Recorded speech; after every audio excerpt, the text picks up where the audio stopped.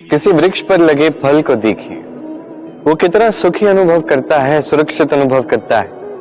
उसे जिस भोजन की आवश्यकता होती है वो उसे उस वृक्ष के जड़ों से प्राप्त होता है। शाखाएं, डालियां उसे सहारा देती, पत्तियां उसे आश्रय देती, उसे छाया प्रदान करती। किंतु वो फल यदि वही रहे तो क्या होगा? उचित होगा?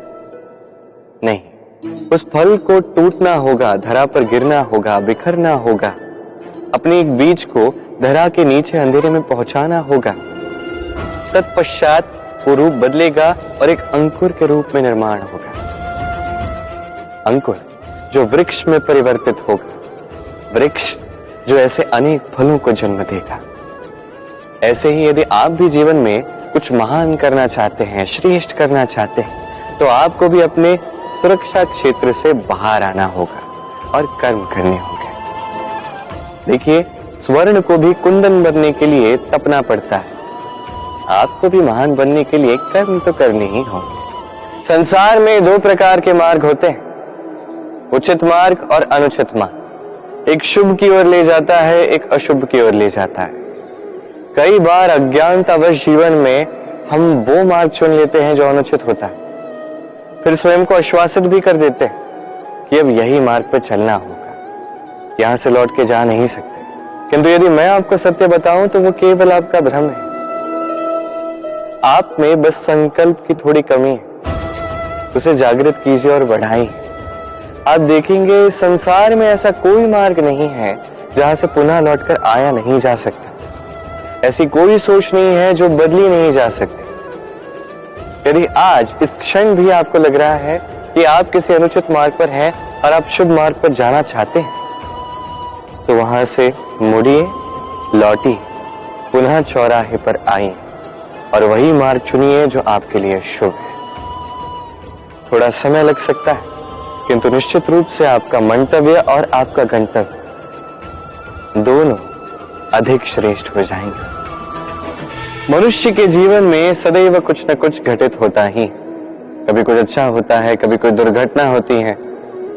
अब जैसी ही दुर्घटना होती है, मनुष्य ईश्वर से प्रार्थना करता है कि हे ईश्वर, मुझे बचा लीजिए, इस संकट से मुझे निकाल लीजिए, या तो वो सारा दोष डाल देता है अपने प्रारब्ध, अपने भाग्य पर। किंतु यदि आप गहन मंथन करें तो हर एक दुर्घटना, हर एक बाधा, हर एक संकट आपके जीवन में एक ही उद्देश्य के लिए आते हैं, आपको और योग्य बनाने के लिए। यदि आपको उदाहरण दूं तो वर्षा की ऋतु में जब प्रचंड मात्रा में वर्षा होती है, छत से जल टपकता है, तब आप निश्चय कर लेते हैं, ठान लेते हैं कि अब मैं इस छत को नए जैसा बनाऊंगा और शक्तिशाली बनाऊंगा और दृढ़ बनाऊंगा। आपके जीवन में जब रोग आता है, तत्पश्चात आप स्वयं को और सावधान बना देते हैं, सतर्क बना देते हैं, ठान लेते हैं कि ये दोबारा नहीं होना चाहिए, है कि नहीं? ये कठिनाइयां, ये दुर्घटनाएं, ये संकट, ये जीवन में आएंगे आपको और श्रेष्ठ बनाने के लिए।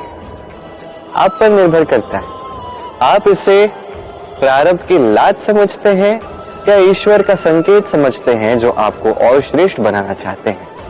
निर्णय आपका। धन मनुष्य के जीवन की सबसे बड़ी आवश्यकता है। धन वो अस्त्र है जिससे मनुष्य जीवन के अनेक संकटों को टाला जा सकता है। वो उपकरण है जिसे संसार की सारी भौतिक संसाधनें प्राप्त हो सकती हैं, किंतु धन से सब कुछ प्राप्त नहीं हो सकता। सुख संसाधनों को हम प्राप्त कर सकते हैं, सुख प्राप्त नहीं कर सकते। सुरक्षा के उपकरणों को हम प्राप्त कर सकते हैं, सुख के भाव को हम प्राप्त नहीं कर सकते। आनंद, संतोष, प्रसन्नता ये धन से प्राप्त नहीं होता, किंतु हाँ, आनंद, संतोष और प्रसन्नता से यदि कार्य करोगे तो धन अवश्य प्राप्त होगा। मनुष्य की ऐसी मानसिकता होती है कि वो जितना करता है, आशा करता है कि उससे अधिक उसे बदले में मिले। देखिए, सब कुछ आपकी सोच पर आधारित है। आप यदि कर्म करते हैं फल के विषय में सोच के, तो यह अनुचित है। जीवन का वास्तविक आनंद है कर्म करते जाने में, फल की चिंता करने में नहीं। यदि आप ऐसा सोचते हैं कि मैं इतना कर रहा हूं तो मुझे इतना मिलना चाहिए, यह सोच अनुचित है। यदि आप सेवा के भाव से कर्म करते जाते हैं, कर्म चक्र में बहते जाते हैं, यदि आप ऐसी सोच रखते हैं कि मुझे इतना मिल रहा है, इससे कहीं अधिक मैं करके दूंगा, तो निश्चित रूप से जितना आपने किया उससे कहीं अधिक आपको मिलेगा, आपकी अपेक्षाओं से कहीं अधिक आपको मिलेगा। बस जीवन में कर्म करते जाइए, फल की चिंता नहीं। स्मरण रखिए, ये सोच ही सबसे बड़ी बीज है। कर्म पर विश्वास रखिए, जीवन में जो आप चाहते हैं सब सुखमय जाएगा। हम सबकी कामना होती है, हम वो प्राप्त करना चाहते हैं जो आज तक कभी प्राप्त नहीं कर पाए, वो पाना चाहते हैं जो आज तक कभी नहीं पा सके, वो अपने पास रखना चाहते हैं जो आज तक कभी हमें नहीं मिला। अब ये सब किया कैसे जाए? यदि आप वो प्राप्त करना चाहते हैं जो आज तक कभी कर नहीं पाए, तो आपको वो करके दिखाना होगा जो आज तक आप कभी करके ना दिखा पाए। वो प्रयास करने होंगे जो आज तक कभी नहीं किए, वो परिश्रम करना होगा जो आज तक कभी नहीं किया। तभी आपको वो मिलेगा जो आज तक कभी नहीं मिला। क्योंकि जैसे बीज आप बोओगे वैसे ही अंकुर आप पाओगे। मनुष्य कितना विचित्र होता है, सदैव स्वप्न देखता रहता है कि कल मैं ये करूंगा, कल मैं वो आरंभ करूंगा, कल मैं वो संपन्न करूंगा। ये कल जो है ना, ये कल अत्यंत विचित्र है। ये सदैव दिखता है हमें आते हुए, किंतु जैसे ही समीप आता है आज बन जाता है। पुनः एक नया कल दिखता है, हम उसकी प्रतीक्षा करते हैं, वो समीप आता है, आज बन जाता है।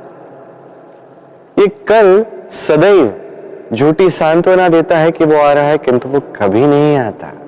जो आपके हाथ में है वो है आज, वर्तमान।